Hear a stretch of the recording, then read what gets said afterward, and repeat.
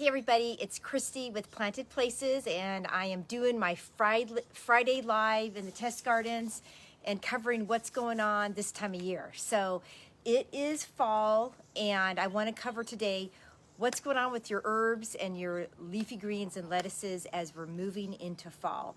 Really depending on where you live, it's a funny kind of time of year. Right now I'm in Northern California, and like today where I am, it's actually going to be in the like mid to high 80s, right? Whereas earlier in the week it was like mid 70s, low 70s. And so you get this interesting weather, but what you do have is you have nice cooler nights, and that's really good for your lettuces and your leafy greens. So that's what I want to talk about right now. And I want to talk a little bit about herbs as well. And what do we do, especially when we're growing in small containers, and small containers like this, and on vertical walls like we do with our planted membership. You're growing in a smaller environment, so there's different things you got to think about with the soil. So before I go into the herbs and leafy greens, I want to just touch on the soil. So what's happening is, as you're growing, right, that soil, in the membership we give you really rich living soil that has biochar, and it's got coconut coir, it's got a lot of worm casting, it's got a lot of really important stuff in there so that you can grow in a small container. But what happens is if you're growing something, a lettuce, especially an herb, and it's been in there a long time, those nutrients are being depleted out of the soil, and you really need to recondition that. And that is why I cannot say enough good things about worm casting. So all our members, a lot of you guys who got your shipment this week or last week, make sure that you're adding your worm castings to the soil, because what will happen to the soil, in addition to some of the nutrients being depleted, also your pH of your soil could be changing a bit. And so what happens is worm castings are really good at buffering that pH in the soil. So if your soil is slightly acidic, which is actually a lower, that's kind of 1 to 7 on the scale. If it's more acidic, or if it's more alkaline, which is from basically 7, 8 to 14, those are environments when you've got kind of more acidic or more alkaline soil.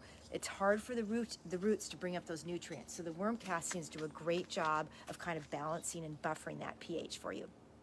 It also is really important if you add coffee grinds, if you add compost, if you add mulch, things like that to your soil that will help take an alkaline, something that's kind of really high pH, it helps to bring that down, okay? Worm casting is also really important. So when we're growing in a small container, that is why we give you worm casting. So that's really helping rebuild the soil. So remember that, super, super important. And we actually, guys, and especially members in our member shop, remember you can buy more worm castings in our shop. We have that available to you at any time. In addition to the shipment you get, if you want to buy more, you can get that as well. Okay, so let's talk about herbs and what's happening. So a lot of the herbs are kind of frost tolerant. So now, again, in Northern California, Southern California, Arizona, southern states, we're probably not going to be seeing too many frost nights. Northwest, yes, you are going to see that, but we're probably not going to see too many. So a lot of our herbs, believe it or not, probably can stay through the season. On the nights where you've got frost, you're going to definitely want to cover it. But I do think it's a good best practice to take those, if herbs have been growing in your pot for 4 or 5 months, it is a best practice to bring those out, move them into a container because what's happening with your pot is it's probably getting very root bound. So let me show you an example. I've got my Tulsi basil here, okay?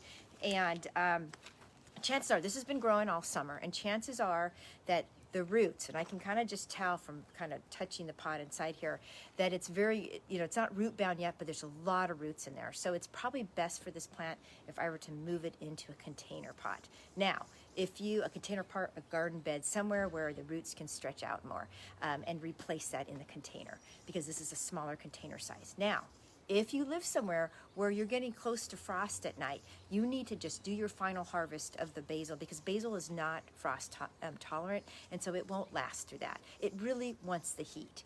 So basically, unless you live somewhere where it's pretty kind of neutral, pretty tolerant throughout the year, which really most of our customers, you're going to want to just take the basil out, because now that the heat is kind of going away and it's really becoming more cold at night, your basil's not going to be happy. So let me show you an example. See this basil? See how it's kind of the leaves, it just looks spent. You know, this thing, it's, you know, it's been harvested. I've cut it back a lot, but you see how the leaves are kind of yellowish? It's just not so happy. It's really getting too cold for it. So I want to do my final harvest, make a bunch of pesto, and kind of, you know, move on, replace that pot with something new. My Tulsi basil looks a little happier, but here's how I kind of know it's not so good. Do you see how it's starting to flower? So what's happening is the plant is like, okay, my life's kind of over, it's getting a little cold, and it's gonna start flowering. Now the flowers are actually quite pretty, but probably what I wanna do here is I'm gonna go ahead, I'm gonna let this go a little longer because we've got, you know, we've got a little bit more warmth coming up next couple weeks, but then I'm gonna do a final harvest of my Tulsi basil as well, okay? Same thing, let's take a mint. Mint loves heat. Mint is also very invasive. And so here's a mint. You can see it's sort of like I've cut it back a ton. You can see I've got new growth coming in. But what happens with the mint, especially in small containers, especially on, you know, when you're growing on a wall, this pot is really becoming root bound. And so what happens is I have to water it a lot because even though mint doesn't, you know, it doesn't mind drying out the soil, I have to water it more because it's all mostly roots in there. And so at that point, I need to take this out of the pot, put it in a different container, let it kind of rest. It's not going to do much during the winter, and then, you know, cut it back, and then it will come back in the spring, nice and happy and vibrant. But I want to take it out of my small container pot here because it's kind of taking up space in the wall, and it's not going to do much now that it's getting colder. And it's going to basically require watering much more often than some of the other things in the wall. So it's a good thing to come out. Okay. Another thing, let me see here. I wanted to show you, let's talk about lettuce, okay, lettuces. So what will happen, lettuces love this time of year. So 70s, 60s, these are great temperatures for lettuce, for leafy green. In fact, some of our leafy greens, Swiss chard, I don't know if you can see that over here, Swiss chard, kale, spinach, bok choy, I've got one way over here, kind of a tatsoi bok choy over here. Those guys, they love cooler temperatures. So now is the time you want to be growing these and planting these, okay? And so that's why in the membership, when you look at our offering, we probably have a lot of leafy greens now that are available because leafy greens love this. And as it starts to keep getting colder, they're going to be fine and they're going to thrive. Lettuces, same thing. What's happening though is some of the lettuces that were in my garden, in the wall and in the containers, they're starting to bolt. So let me show you what that means. Here is a wonderful, this is such a wonderful romaine, red romaine, and it produces and produces, but it's now starting to bolt. Do you see that? It's getting really long, okay, and it's just going up. The reason why it looks like this is because it grows in a wall, so it's following that sun, but it's just got this long shoot up the middle. It hasn't gone to seed yet, but it's getting, it is definitely needs to come out in a final harvest.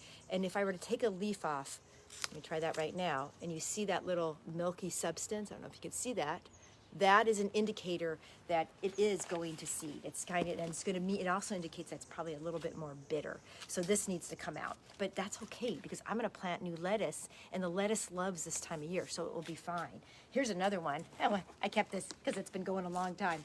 This guy definitely has bolted. So if you are a member and you see something like this in your wall or in your containers, it's definitely time to get rid of that thing. And in fact, if you're eating those greens, you will notice that they taste very bitter. They don't even taste that good anymore. So you want to cut this thing off, and you want to do a final harvest. If it's too bitter to even eat, you can just compost that, okay? And then what you want to do is you want to then add your worm castings to the soil. Make sure you've got that in there. Add a little bit of the fertilizer, but mostly you really want to be doing the worm castings, and then plant your new seedlings we just sent you, okay? Very good. That's everything for today, guys. And members, make sure to go into the member shop because we are now going to be providing seedlings in between shipments anytime, because what we're finding is people want to keep growing. And so in the member shop, you can do that. You can purchase more soil, okay? This time of year, when you're taking out a mint and it's a lot of root bound in there, you're going to probably need to replace that soil, okay? Same thing this next month, we're most likely taking out our peppers and our tomatoes, and the same thing with that. We're gonna need some new fresh soil in there because that soil is gonna be really depleted, but also there's not gonna be a lot left because it's gonna be so much roots in there, okay? Thanks so much, guys. last thing to say is that, as most of you guys know, we did our 6 and 30 challenge, promoting that the last couple weeks. It starts tomorrow. And so members, as a special thing for being a membership, you could come in to those live trainings. We're going to send you an email with a link to that, but we're going live every Saturday morning, and we're going to be featuring different guests, a different training. And so it's a great way to kind of jumpstart your gardening again, especially for fall. And just like we do in the membership, we're going to be talking to different experts. So tomorrow I'm going to be with Kaylee Vaughn with Rooted Revival, and we are going to go through all the tips of transplanting, the importance of the soil. We're going to talk about that. We're going to talk about just the basic pillars of growing. And then the next week, we're going to be talking with Liz Campbell. We're going to be talking about mindfulness, garden, habits of gardening, and we're going to have some fun, kind of like what can you do every day that's a 5-minute thing that literally gets you in either the gardening mood or gets you kind of your mindset set for that day. So, you know, if you're at the computer all day and your back hurts, or you're gardening and your back hurts, like she's going to give us some nice tips for that. And then we've got Mindy Ramos the third week. She is, her company actually makes worm castings, and they're one of our suppliers, and they've been doing it for 30 years. And she's going to talk about compost tea, and she's going to talk about worm castings, and we're going to go deep into soil and talking about why it's so important that you recondition your soil and you keep your soil healthy all the time. So we'll talk about that. And then the next week we're talking to Mary Sheila, a nutritionist, and we're going to talk all about what is in this food we're growing and why it's so important for our gut health, our mental health, all of that. So lots going on. And then of course the last week we're going to be doing cooking, and we're going to talk about, you've been growing your food all month, and then we're going to talk about different recipes, appetizers, drinks that you can do with what you're growing, because of course it will be Halloween the next day and you're going to want to have a party with your greens. Okay guys, thanks so much, and hopefully you can join us if you're a member in that challenge. And then challenge members, we are excited to see you tomorrow. Okay, take care guys. Bye-bye.